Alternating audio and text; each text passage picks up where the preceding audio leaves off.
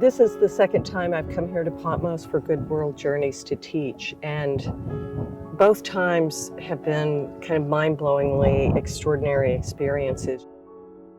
This kind of fairy dust magic thing happens. I think it really comes from Dan and Jenny, from the top down, the idea that we really are here to be part of a conversation that's 5,000 years old and started right here in Greece. The first recorded stories come from this landscape. Well, this was my first time in Greece, so I didn't know what to expect. And one of the surprising benefits of Patmos and Greece in general is that there's something about this place that it sounds a little corny, but it's spiritual. There's something profound about it and ancient. And you feel that sort of seeping into your attitude towards your teaching, especially towards your students. You feel yourself part of a very long dialogue that's been going on. And from the teaching perspective, what was wonderful was they were very generous, both with each other and with us.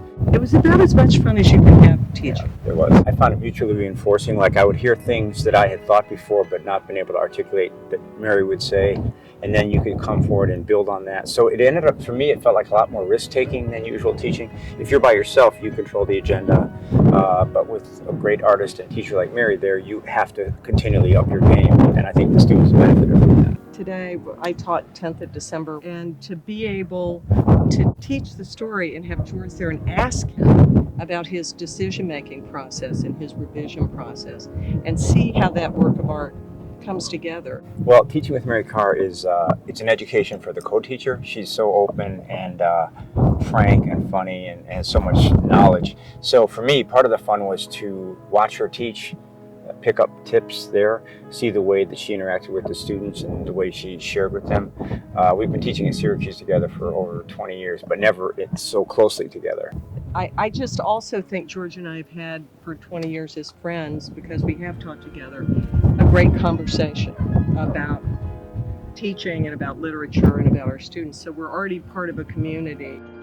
Being here, I realized I'd kind of flatten myself out with a certain kind of performance and a certain kind of public thing. And in this time here, I felt myself getting three-dimensional again. And of course, the physical setting, you can't in this place forget that you have a body, and that you have an aesthetic sense. And so it was really rich. This island, way off the charts, Yeah. I think, in terms of hospitality and food and Naturalness, I think. Yeah, they're just very warm. You come in at night and you think, well, I hope this place is okay. And then you open your window to the hotel and it's this. And it's also this over there. And it's also this over there. And so we walked out this morning kind of just in this happy days, like, okay, this will be okay. This will be good. We can suffer through Yeah. this for... But then I think on top of that, a lot of times I think if people who are interested in combining travel with writing, they will go to a beautiful... Or travel and reading. Travel and reading, right? They go to a beautiful place, have that experience, and their travel or the writing and reading is a nice sort of add-on. Or vice versa, you go to an intense educational experience with maybe something to do in the evening. This was sort of an 11 in both ways. I think it was absolutely the most relaxing, beautiful vacation and really intellectually stimulating. So you're making something that's both, riotous and joyful during the time you're here, but it's also kind of a sort of an artistic investment in a sort of mobile, fluid, but reliable artistic community for the years to come.